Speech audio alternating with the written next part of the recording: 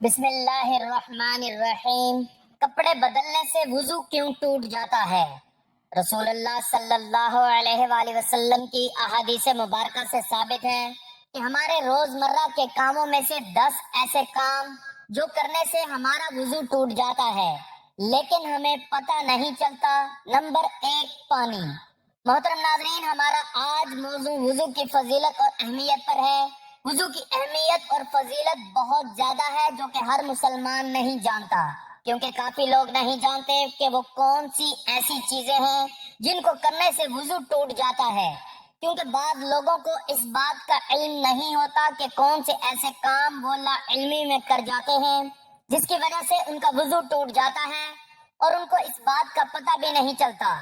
آج کی اس ویڈیو میں آپ کو ایک قرآن و حدیث کی روشنی میں وضو کی اہمیت فضیلت کے بارے میں بتاؤں گا اور آپ کو وہ چیزیں بتاؤں گا جن کو کرنے سے وضو ٹوٹ جاتا ہے یا وضو فاسد ہو جاتا ہے۔ ناظرین، نماز کے لیے وضو ایسے ضروری چیز ہے کہ اس کے بنا نماز ہوتی ہی نہیں، بلکہ جان بوجھ کر بغیر وضو نماز ادا کرنے کو علماء کفر لکھتے ہیں۔ یہ اس لیے کہ اس بے وضو یا بے غسل نماز پڑھنے والے نے عبادت کی بے ادبی اور توہین کی۔ نبی کریم صلی اللہ علیہ وآلہ وسلم نے فرمایا کہ جنت کی کنجی نماز ہے اور نماز کی کنجی طہارت ہے۔ قرآن اور حدیث میں وضو کے بہت سے فضائل بیان ہوئے ہیں۔ اللہ تعالیٰ فرماتا ہے، یا ایھا الذین آمنوا اذا کنتم الی الصلاۃ فاغسلوا وجوہکم وایدیکم الی المرافق وامسحوا برؤوسکم وارجلکم الی الکعبین۔ اے ایمان والو، جب تم نماز پڑھنے کا ارادہ کرو تو اپنے منہ اور کونیوں تک ہاتھوں کو دھو اور سروں کا مسح کرو اور ٹخنوں تک پاؤں دھو۔ وضو کی فضیلت میں کچھ احادیث۔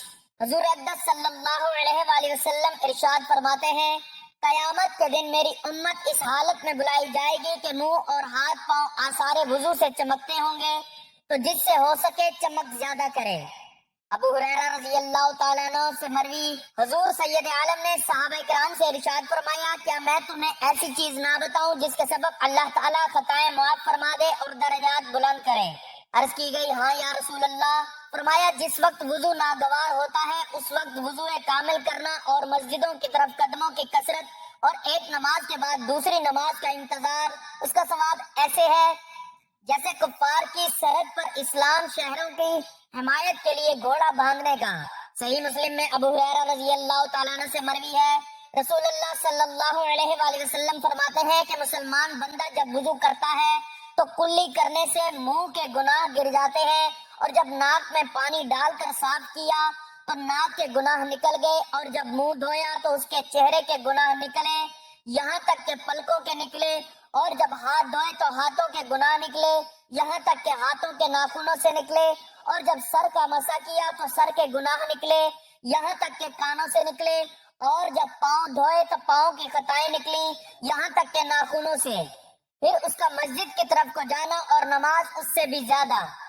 امام مالک و نسائی عبداللہ رضی اللہ تعالیٰ عنہ سے راوی، رسول اللہ صلی اللہ علیہ وآلہ وسلم نے فرمایا، جو سخت سردی میں کامل وضو کرے اس کے لیے 2 گنا ثواب ہے۔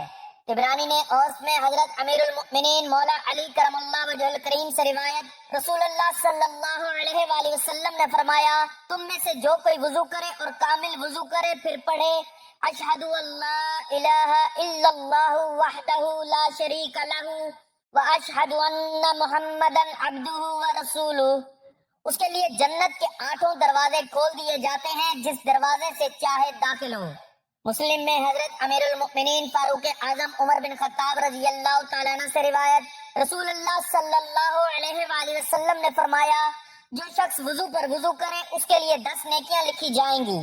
ترمذی نے حضرت عبداللہ بن عمر سے روایت، رسول اللہ صلی اللہ علیہ وآلہ وسلم نے فرمایا، جس نے بسم اللہ نہ پڑھی اس کا وضو یعنی کامل وضو نہیں۔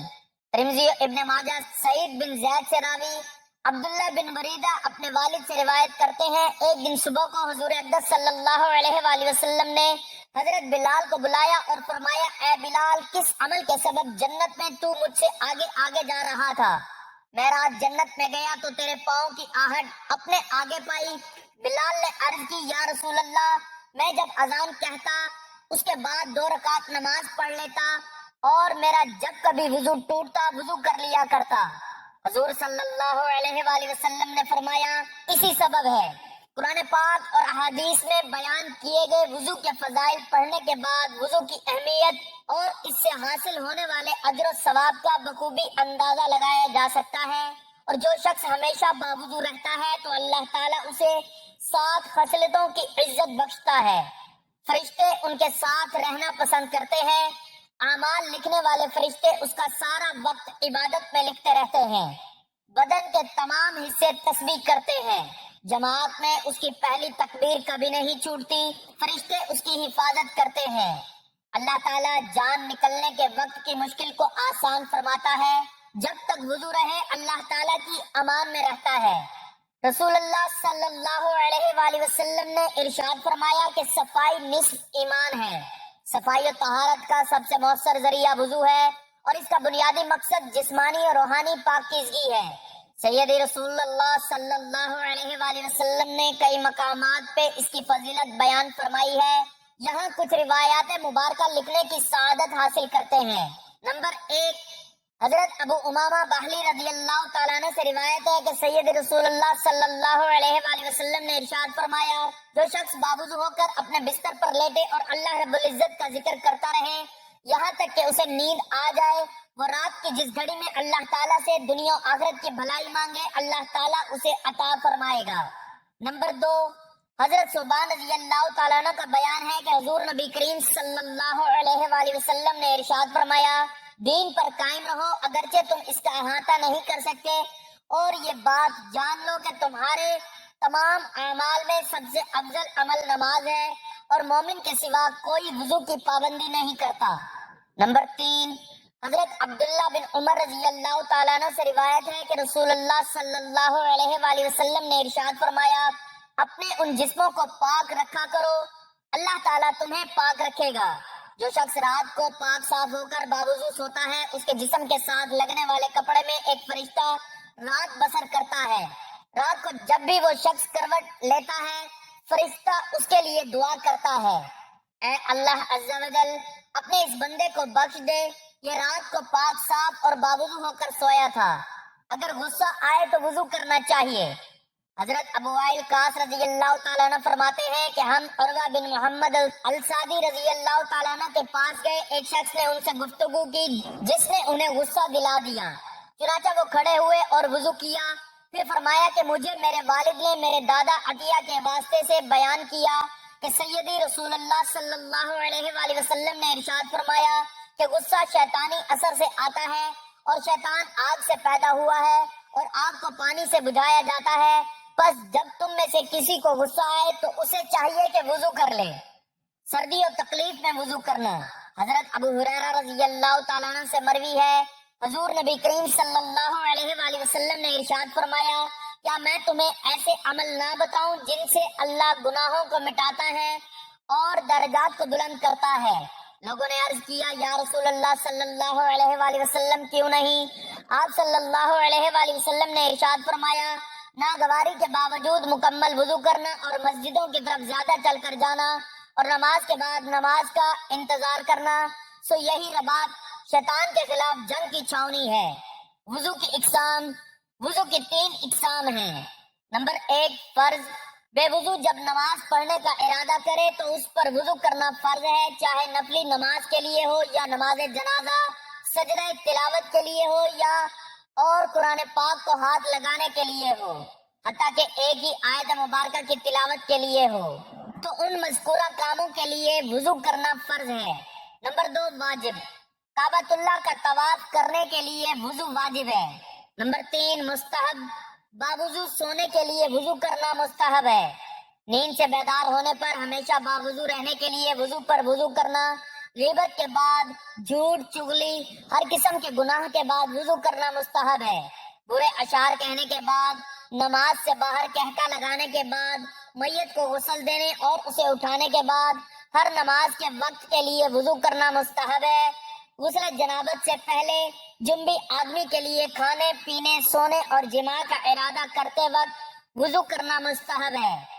قرآن مجید اور حدیث نبی صلی اللہ علیہ وآلہ وسلم کو پڑھنے کے لیے، حدیث پاک بیان کرنے کے لیے، علم سیکھنے کے لیے، اذان دینے کے لیے، تکبیر کہنے کے لیے، خطبہ دینے کے لیے وضو کرنا مستحب ہے۔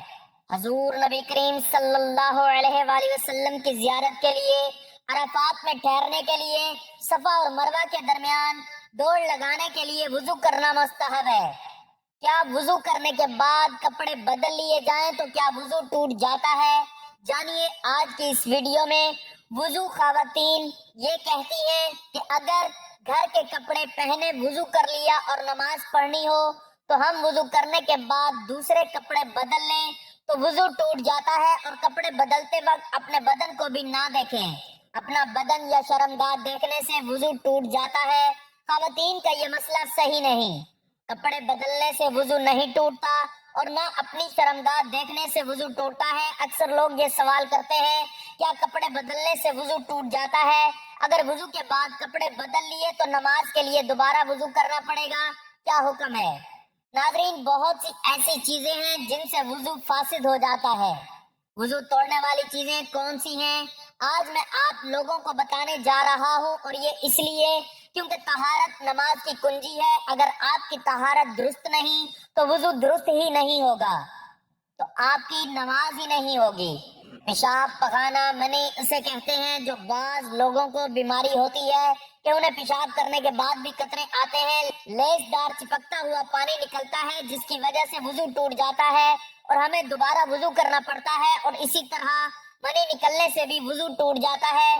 منی اسے کہتے ہیں جو شہوت کے وقت ذکر کے سرے پر چپکتا ہوا پانی نمودار ہوتا ہے، اسے کہتے ہیں۔ اور منی نکلنے سے غسل بھی فرض ہو جاتا ہے، اور وضو ہو تو وضو بھی ٹوٹ جاتا ہے۔ اور اسی طرح کیڑا پتھری مرد یا عورت کے آگے یا پیچھے سے نکلے، ان سے وضو فاسد ہو جاتا ہے، وضو ٹوٹ جاتا ہے۔ ہوا خارج ہونے سے وضو ٹوٹ جاتا ہے۔